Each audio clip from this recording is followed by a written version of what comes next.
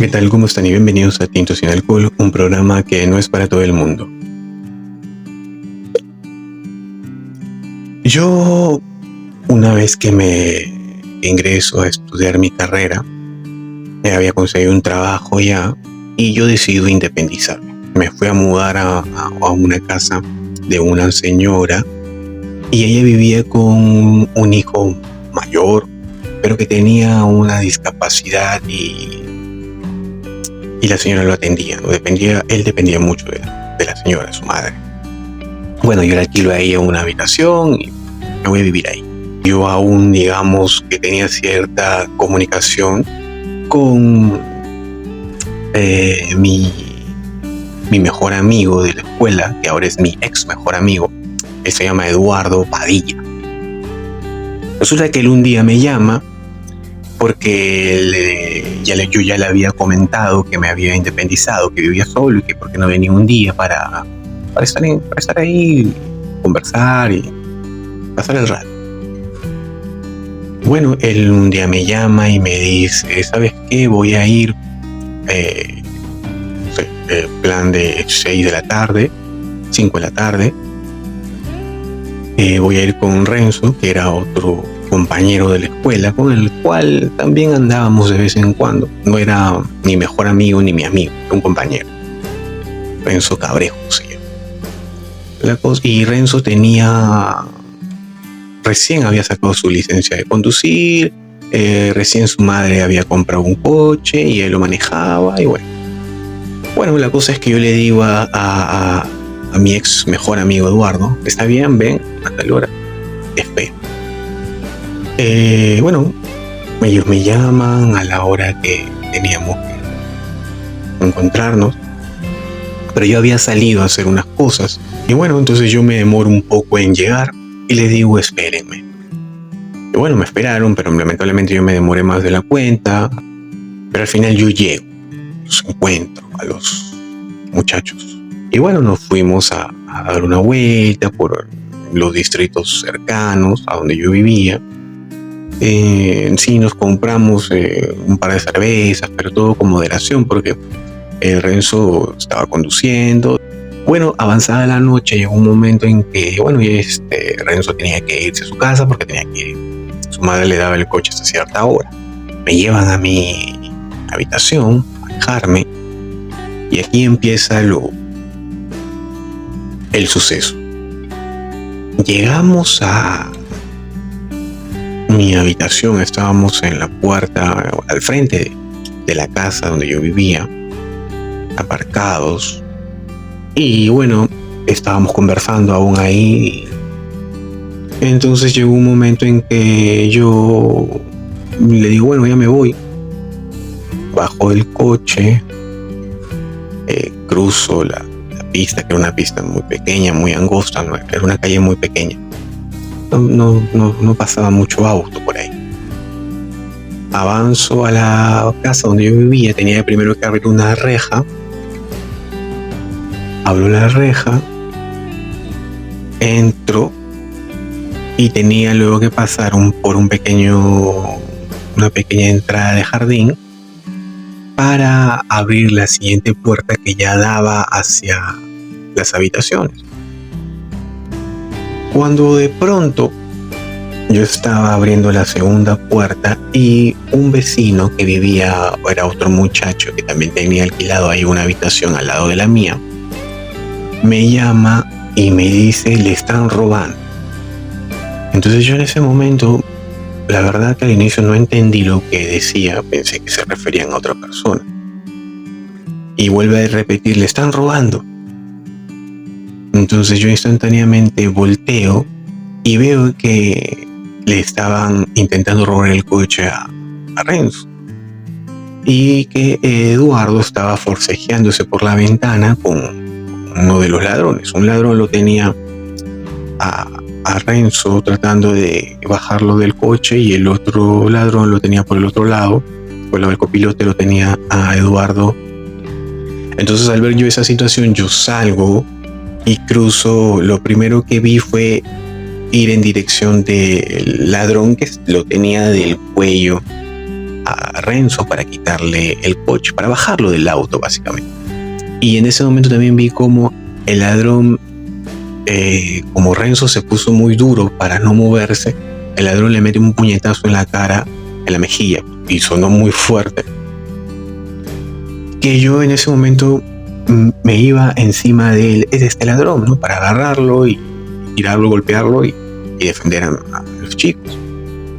Cuando yo no me había percatado que detrás del auto de Renzo, a unos par de metros, había un auto negro. No lo vi, no me percaté de eso. Entonces cuando yo estaba a punto de agarrar al ladrón con el cual estaba forcejeando Renzo, del coche salen 7 chicos, armas de fuego. Bajaron todos muy rápidamente y yo me quedé y me dijeron no te muevas. Entonces yo me quedé parado, no por miedo, porque yo en ese momento me entró la duda de si esas armas eran reales o no. Porque, a ver, no habían hecho ningún tipo de disparo, entonces me entró a mí esa duda de saber si era real o no era real. Y también tenía mucha impotencia al ver cómo estaban golpeando a Eduardo y a Renzo. Cuando de pronto veo como al Eduardo lo logran bajar del auto, lo sacan por la ventana, porque ahí ya habían venido 2 ladrones más, y en el suelo lo empiezan a patear, a meterles puñetes, y Eduardo se cubría lo que podía cubrirse. Y ahí es donde yo escucho sonidos, y yo la verdad estoy seguro que los sonidos eran de las armas y que esas armas eran falsas. Eran estas armas que disparaban bolitas de plástico. Porque yo también en algún momento me compré estas armas porque las vendían y yo jugaba con estas en tiro al blanco y eran unas bolitas amarillitas de plástico. Y yo estaba seguro de que esa arma era falsa por el sonido que había emitido. Porque me pareció que entre los golpes y todo eso, uno de los ladrones tenía el arma en la mano y estaba presionado y sonó. Era un ruido muy seco de esas balitas de plástico. Entonces en ese momento yo tomo la decisión de volver a ir, a acercarme a él para defenderlo.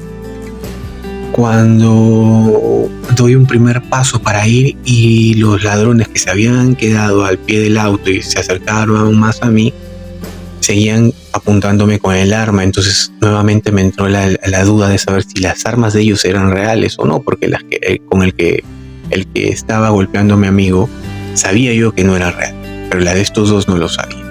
Entonces me tuve que volver a quedar parado. Y en ese momento Renzo, hábilmente y nunca se dio por vencido, logra encender el auto y arranca y se va como alma que lleva el diablo. Entonces los ladrones, al ver que no pudieron hacer su cometido, se subieron al auto y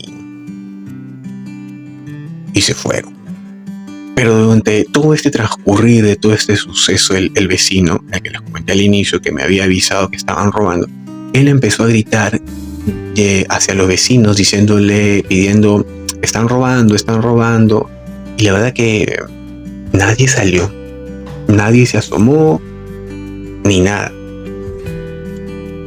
Es más, en esa cuadra donde yo vivía, la casa donde yo vivía, y donde había sido todo este suceso, este intento de robo, a un par de metros estaba una caseta de vigilancia, el vigilante de la cuadra, Guachimán, como comúnmente se llama, o lo llamamos nosotros. Y este Guachimán había visto todo lo que había pasado, pero tampoco se metió, se encerró en su caseta de vigilante y ni siquiera llamó a la policía. Entonces yo luego voy donde Eduardo, estaba tirado en el suelo, le pregunto, ¿estás bien? Y me dijo, sí, estoy bien. Y yo en ese momento solo lo levanto, se sentó en el suelo y yo lo único que le dije fue, perdóname, no pude ayudarte, lo siento. Eso fue lo primero que yo le dije, perdóname. porque yo me sentí con mucha impotencia en no poderlos ayudar. Entonces me preguntó por Renzo, y le digo, no sé, Renzo arrancó y se fue. Entonces en eso avanzamos un poco hacia un parque que estaba por ahí intentando buscarlo a Renzo y lo encontramos a la distancia. Y entonces yo le hago la seña que viniera, él viene muy nervioso, estaba blanco y él me culpaba a mí. Me dijo, por tu culpa. Lo primero que me dijo es tu culpa, y mil cosas él me culpaba a mí. Le digo, yo no tengo nada que ver. Pero bueno, al final lo entendí porque debía estar asustado, era normal.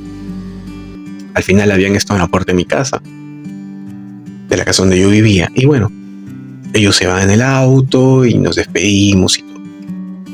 Ese día fue la última vez que lo vi a Renzo. Nunca más lo volví a ver. Bueno, tampoco era mi mejor amigo ni era mi amigo, así que no pasaba nada. Esa es una cosa que pasó y que nunca se conversó, nunca lo volvimos a comentar ni con Renzo ni con Eduardo, nunca volvimos a tocar ese tema. Pasaron muchos años. Yo con Eduardo ya no me hablaba, ya no éramos amigos, era mi ex mejor amigo, por decisión de él. Renzo no sabía nada. Y un día me invitan a una reunión, digamos que de reencuentro de amigos y amigas de la confirmación. Y bueno, yo voy y ahí me encuentro con mi ex primera enamorada, con sus amigas, que no las veía hace mucho tiempo. Y fue ahí donde me cuentan las chicas que Eduardo y Renzo habían dicho de que yo era un cobarde, que no los defendí, que no los quise ayudar y que todo había sido mi culpa, lo cual no había sido así. Entonces a mí me sorprendió mucho eso. Y también me dijeron que por eso ellos estaban molestos conmigo y no me hablaban. Que también eso había sido una de las razones por las cuales Eduardo también decidió dejar de ser mi amigo. Entonces yo les digo a las chicas, pero es que eso no es cierto. Y les conté la misma versión que les estoy contando a ustedes, tal cual como sucedió. Y ellas dijeron, no, Eduardo y Renzo han dicho que tú fuiste un cobarde. La verdad que a mí eso me molestó, me dolió, porque yo los quise ayudar, no pude ayudarlos porque no sabía si esas armas eran reales, eran falsas, no lo sé y nunca lo sabré. Yo creo que eran falsas, al menos la arma que tenía el que le estaba pegando a Eduardo. Esa arma era falsa porque él la presionó y sonó las balitas de plástico. Pero las otras armas no lo sé. No lo comprobé, y si lo hubiera comprobado quizás estaría contándoles esa historia con un final feliz, o quizás ni siquiera ustedes me conocerían porque estaría muerto. Entonces yo les dije a las chicas, esa historia no es así. Pero bueno, si ellos la han querido contar así y me quieren hacer ver como el hombre más cobarde del mundo, ya está, no pasa nada.